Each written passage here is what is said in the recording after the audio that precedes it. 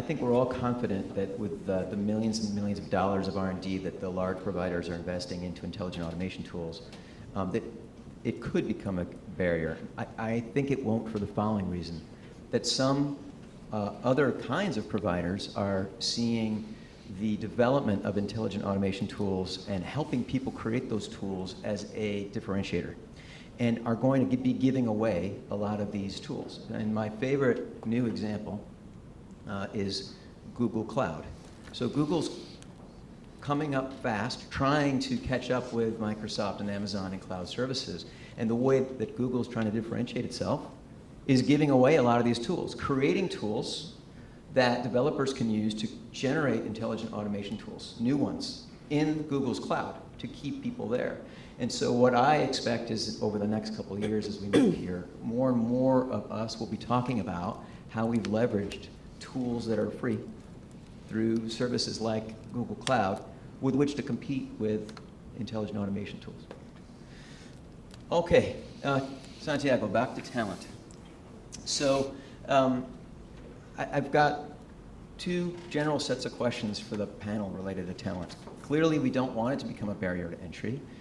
These are the trends we've talked about involve new technologies. So is the answer to train the folks you have, or is the answer to hire new people? That's my opening question for the panel. Yeah. Sure. So my point of view is when you see all these latest technologies, it is comparatively easy to learn when compared to traditional technologies or tools. So rather than recruiting the team with the new technologies, since we already have enormous around 400,000 employees across the organization, and we want to, actually our strategy is to reskill the current talent to the latest technologies. So we leverage a lot of platforms which we already built or invested from TCS. Also we're leveraging the outside online forums and those sources to reskill the current resources to fulfill the demand or the need for the new technologies. So basically in a relationship level or a central level or organization level, we see what are the business which are upcoming in. So we have our own strategies and plans in place to reskill and to fulfill the need or demand. Yeah. Thank you. Wendy? So I think at this point in technology, reskilling is given. Everybody's doing it, everyone's talking about it. And one thing that we approach with Wizeline, I run a program called Wizeline Academy for our community, is to actually back up out of the issue. So reskilling is given, hiring new people, sure, but the actual core problem is the folks that we're hiring in the countries that we're hiring in don't have the skills for the new trending technologies, methodologies, and processes. So we're actually going out and training our communities and creating that ecosystem.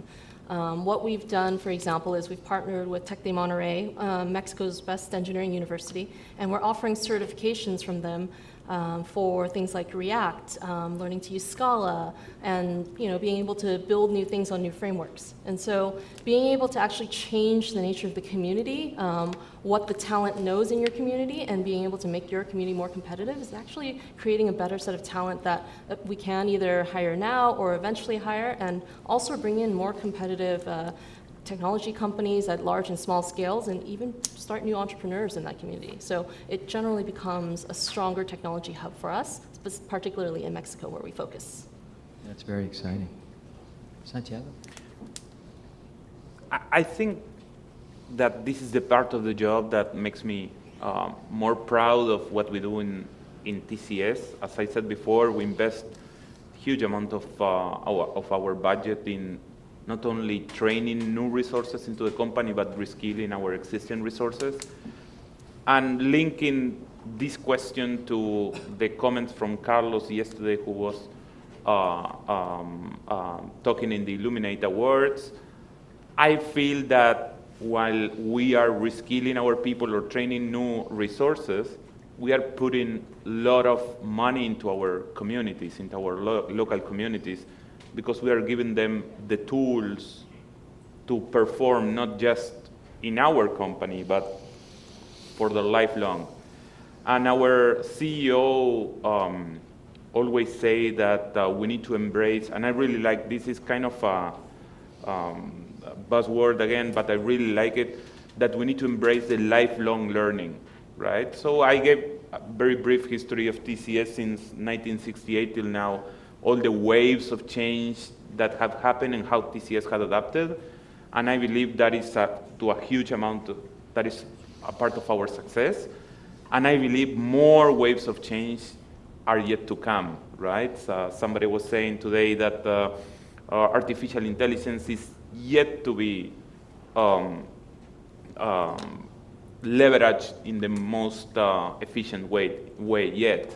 So I'm sure more waves of change will come, and if we embrace the lifelong learning and we make sure to cascade that culture into our employees and in the DNA of our companies, I believe that is going to be really good for all our local communities in Latin America. Thank you, Santiago. About lifelong learning, in today's New York Times, Tom Friedman, author of The World is Flat, wrote about lifelong learning and how universities are now offering free classes to their alumni in that, right, for that same vein. Come on. Well, I have several things to say about talent. Number one is I am a great believer on women in technology. And last year I was in Medellin, Colombia, where our Nearshore Center is, and I was a keynote speaker about women in tech. And there were hundreds of developers, and probably less than 5% were women.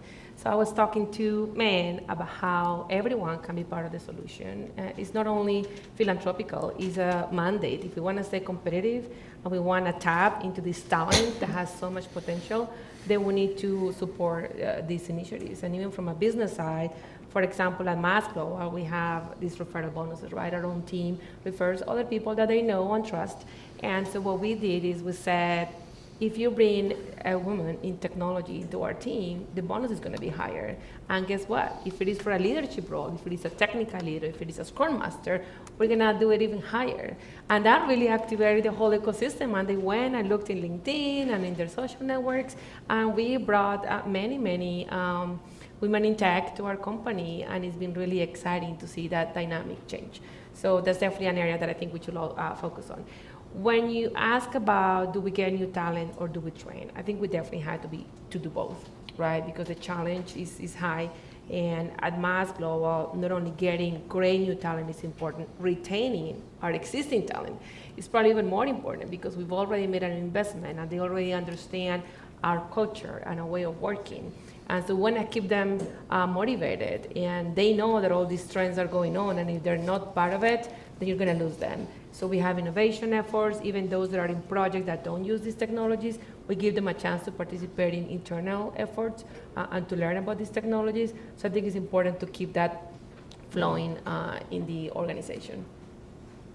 Travis. Yeah, I'll piggyback on that. I think the retention effort is huge, and we've got a great talent pool, and they want to learn. They're hungry to learn, hungry for new projects in blockchain and machine learning. So we try and provide some of that. And I'll just say kudos to Wendy. I think the Wizeline Academy thing is brilliant. I really think that's moving the ball forward for everyone. Not only is it kind of raising the game and providing new education kind of at a broad scale, but then it's also, of course, helping you find talent and all of that. So I think that's brilliant. Just want to toss that out to you.